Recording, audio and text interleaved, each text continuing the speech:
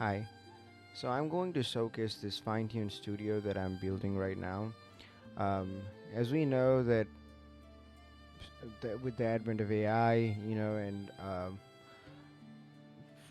there has been a lot of influx of people who want to create their own model, train their own model, and even if a lot of local LLM models are or SLM models or any casual LM models may not it might not be viable to actually pre-train them. There is a whole field of post-training um, the language models, and supervised fine-tuning is one of them.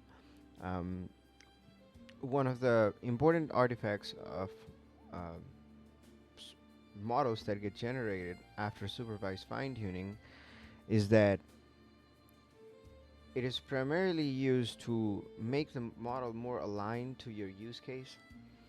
For instance, you can do a few things.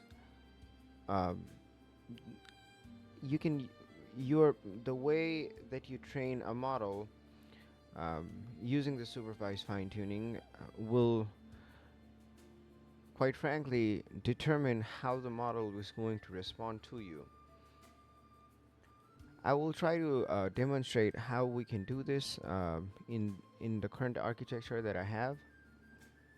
So this is a little overview page which is going to give you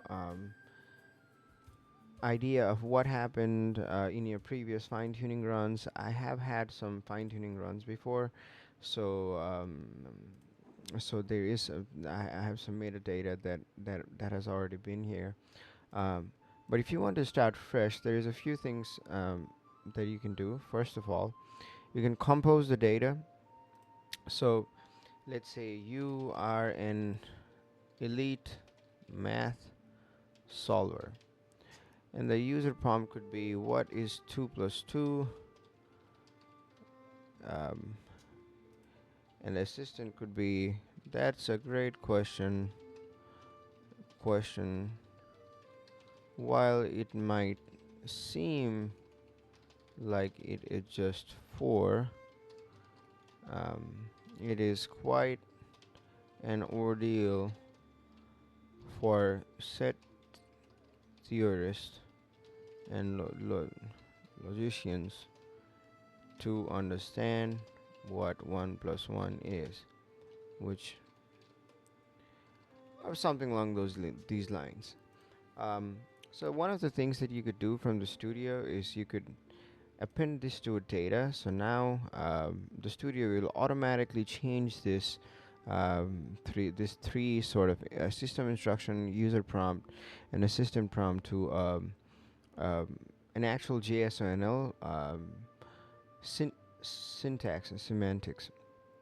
In a sense where you can use this to train your model. Um, so we set the target data file for now. This is what's going to happen, and then you can send this for training.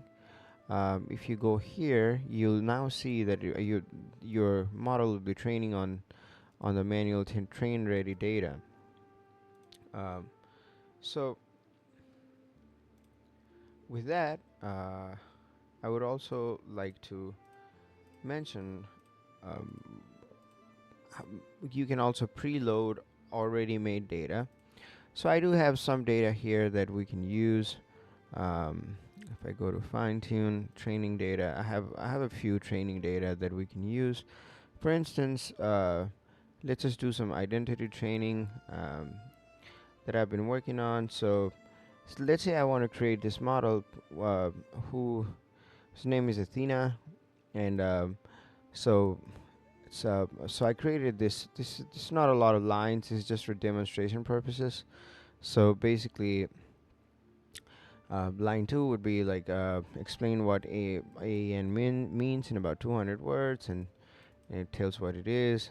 Explain what Neom Lab stands for in 200 words. Now I write what it is. Explain why AEN is called a network and how multiple reasoning bodies collaborate.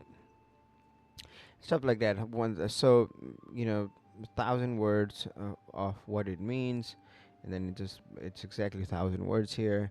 And this is something called a sigil, where you can this is cognitive science, cognitive artificial intelligence, where if you do actually define a sigil, or sigil, however you pronounce it, to your model, and send it to the model, what's going to happen is the model will recognize that it's you, and it's just more personal.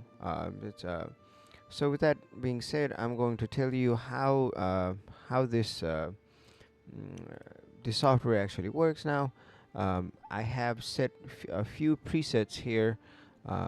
So one of this is super fast fine tuning, super dense fine tuning, most stable fine tuning, stuff like that. For an actual use case, you should probably do a more stable fine tuning. I have worked on it, and I know for a simple fact that this works, and it will produce a really nice model.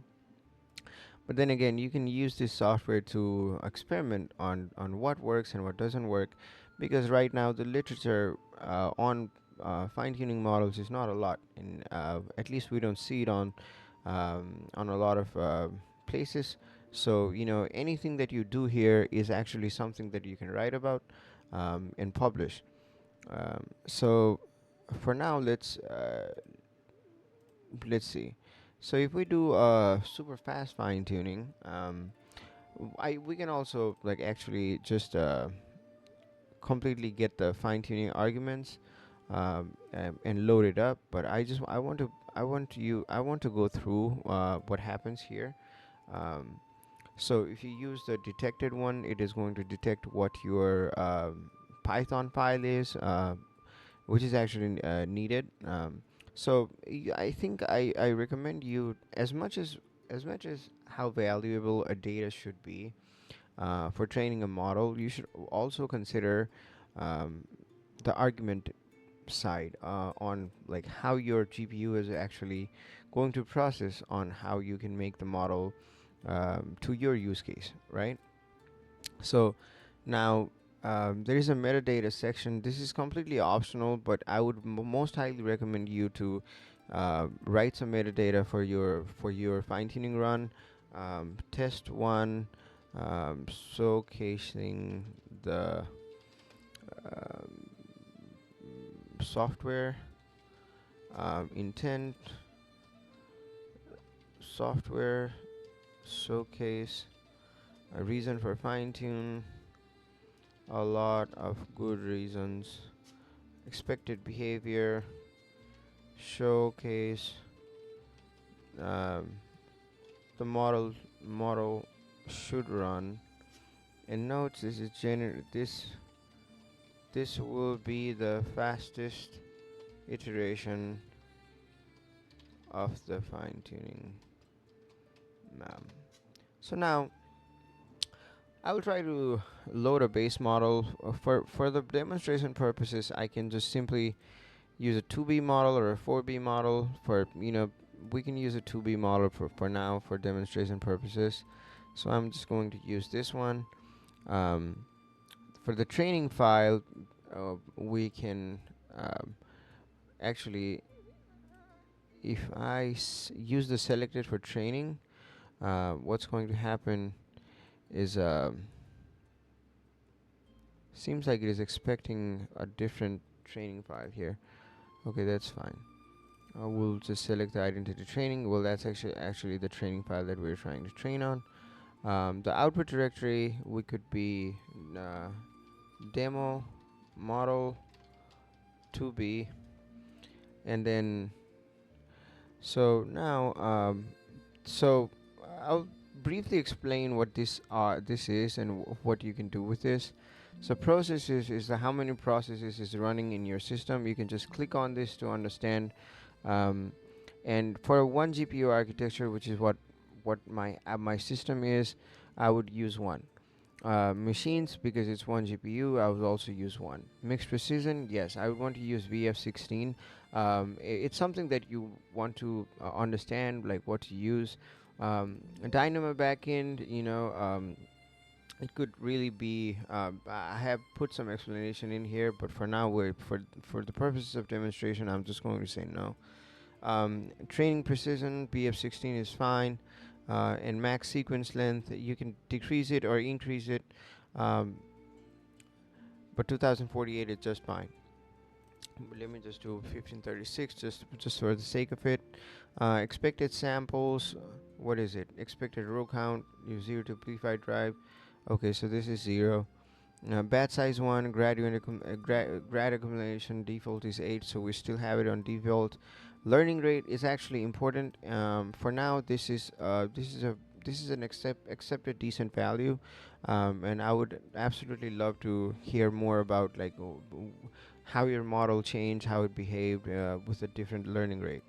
Epochs is the number of time your model will be trained on the same data. So one epoch means for now, because our data has how many lines? 7 lines, right? So our data has 6 lines, so it is going to train one time. One epoch means it's going to learn every line one time. So if you do 2 epoch, it's going to learn every line 2 times, right? So max steps, and this is actually important. It should not be 0. Um, I'll just put 1, because this is a demonstration purposes. Do not put 1, or like I would not recommend you to put 1 for for an actual model training. But for now, for demonstration purposes, putting it as 1 is just fine. Warm-up ratio is also fine, and we have all of this optimizer logging and checkpoints. The preset optimizer, I have tested with the Atom W Torch. I don't know if these other works. Actually, it all depends on what kind of GPU you have and if it's strong enough, because some of these actually takes like for instance Apollo takes um, more configuration, and setting up. um, so custom optimizer, I don't know. I don't have anything. You can just leave it, like just use the preset and that would be fine. um, and I would very highly recommend if you use the most stable fine tuning for if you just want to try this app out, for Studio out. um, CD777, because why not? If you're feeling frisky, you can also do 666. um, and Save steps is 200, which is insane. We don't need all of that, but it's not going to hit it because our max steps is 1. um, Now let's go to Zob. Um, so so everything is set up. Now we're just going to run pre-flight, and pre-flight takes a while running. What it is doing basically is um, it's trying to make sense of the data. If anything is wrong, it's going to tell you that it's wrong. So now we're just going to launch the training, and again, it's going to launch the pre-flight first because it needs to make sure that the training is launching. And well, it's very elegant on how this is working on. So training will launch, and it will. I've also ensured that the logging actually takes place, so you can see the heartbeat, and understand like what's going on, and you're not going to be left on the dust, um, where like you don't understand what's going on. You'll see your computer is running, your processes are going on, and so this is really nice. It's something that's really nice to have. As you can see over here, there is actually only 13 steps for this to do it, so it's not going to take a long time. But still, it takes some time. Our max steps was 1, so I don't understand why it's just 13 steps. Um, Maybe I didn't pass it through. Um, but anyway, so I'll take this time to explain other things. For instance, right now, as you can see. It says running. It should say running. I don't know why this is still running. It should not be the case. Um, but then again, there's something that's being developed right now. And there's definitely going to be things where it might just not be simple. There are some little like HM is capital. And there might be some things that needs to be fixed, obviously, because debugging is also a very big part of developing.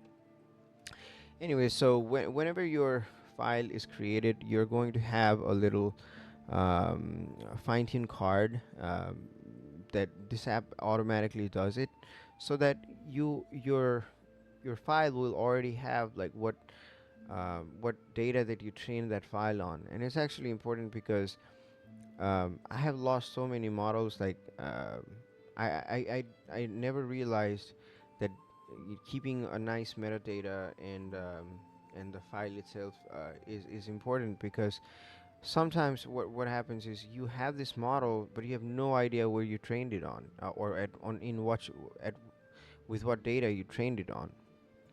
um, and that is actually not good, right? um, you want to know with what data your model was trained on.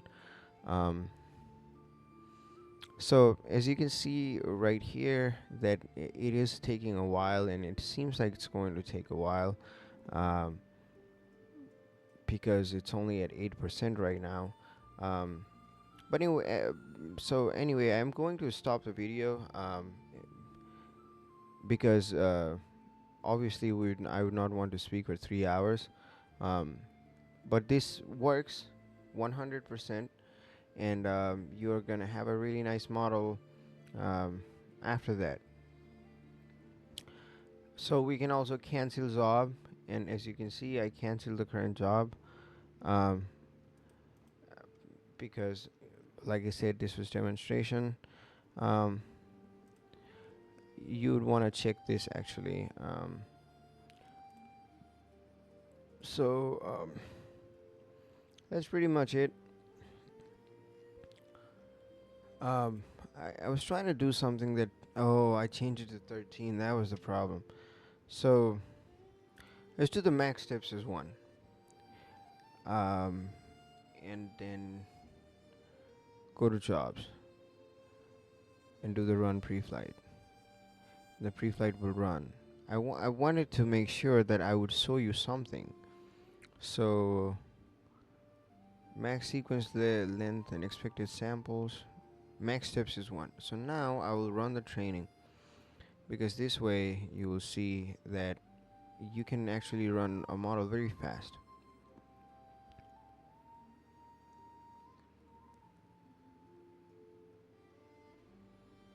This should not take a long time at all, actually.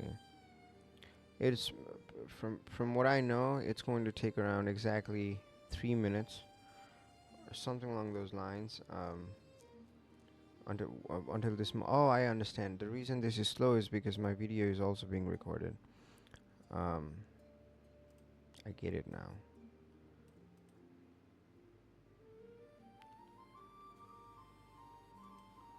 Sorry about that. So, as you can see, I'll try to see if it is possible for me to finish this.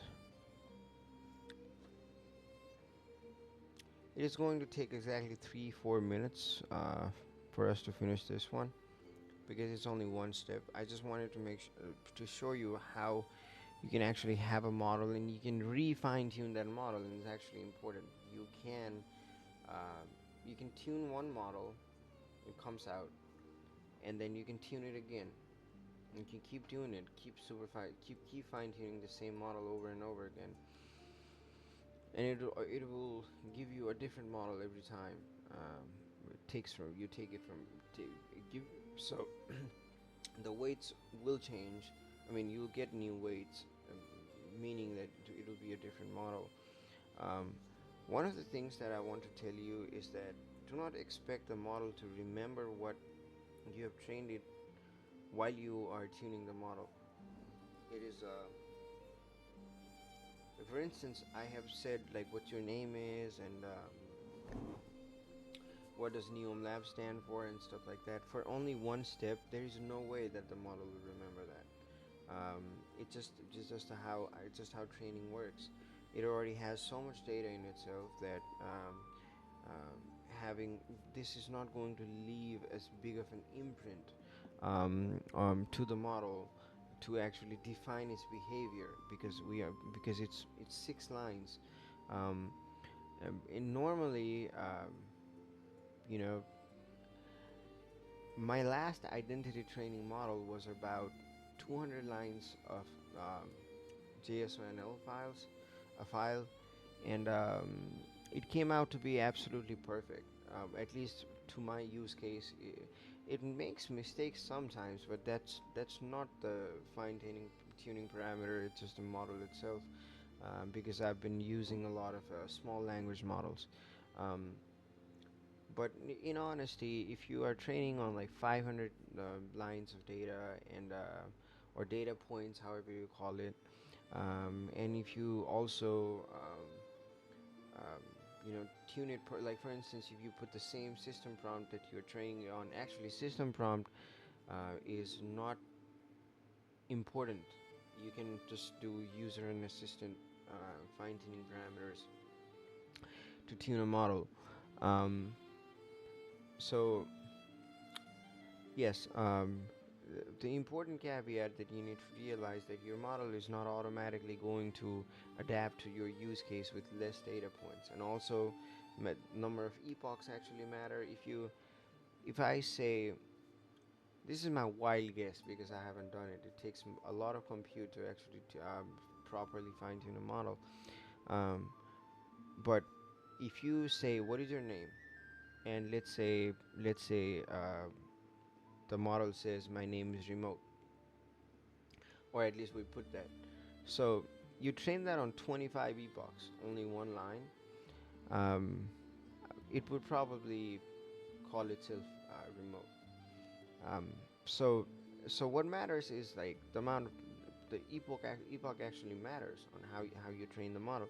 Um, this is such a new sort of field where there is not a lot of information available to study.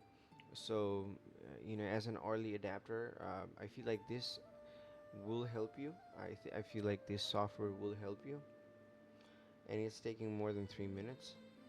And the reason it's taking more than 3 minutes is a simple fact that I'm also my GPU is also taking my video.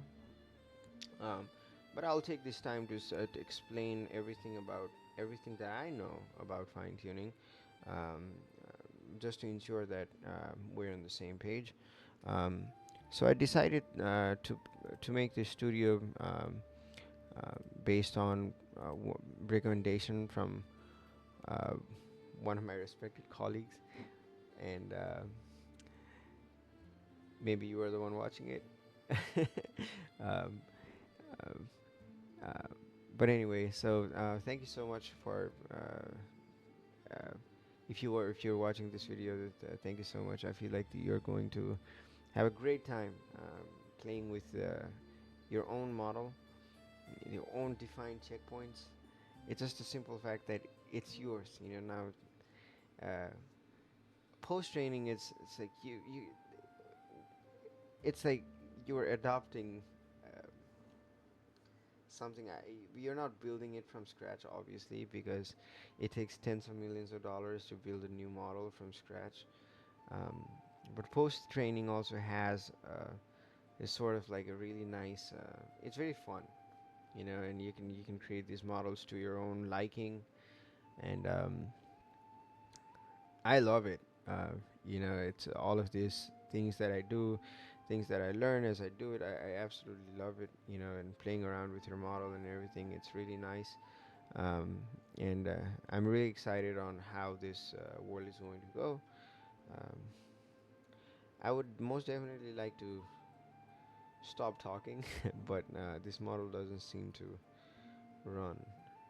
Um, Even in one step, it's taking so long.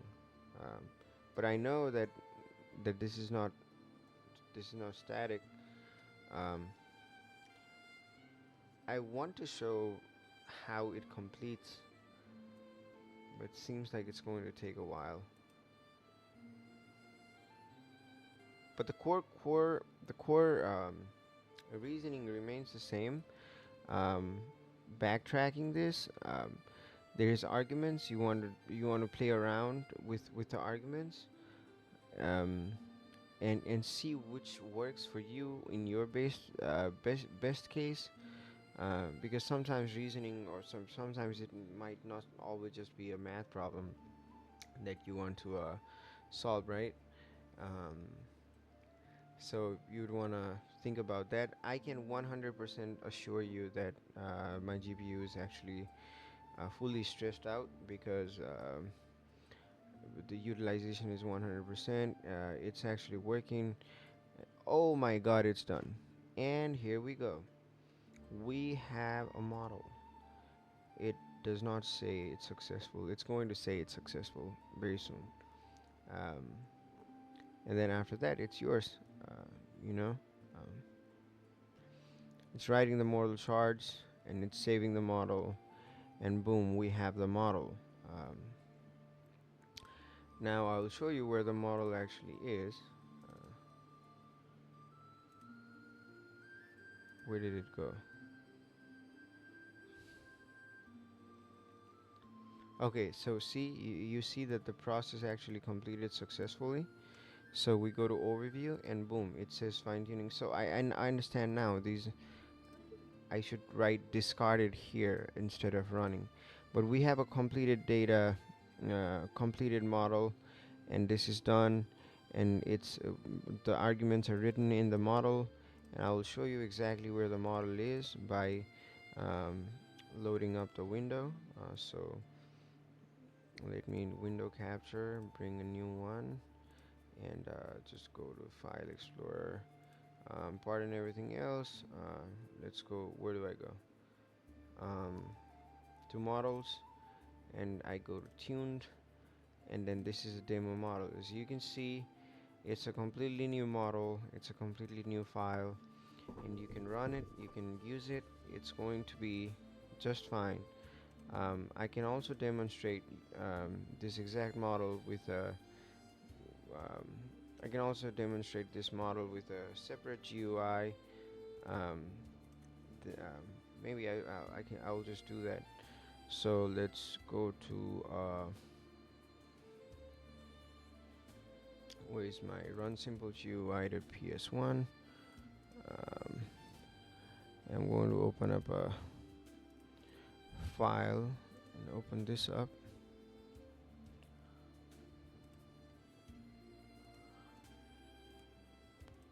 I actually need to close this now so that I can run the model cd5, and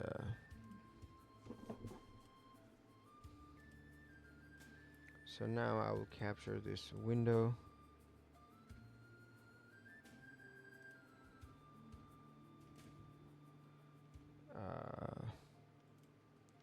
If I go to models, tune to be, come over here and load it up just like that. Wait, I'm setting up right now, so I'm going to pull up the window as soon as this is done. Um,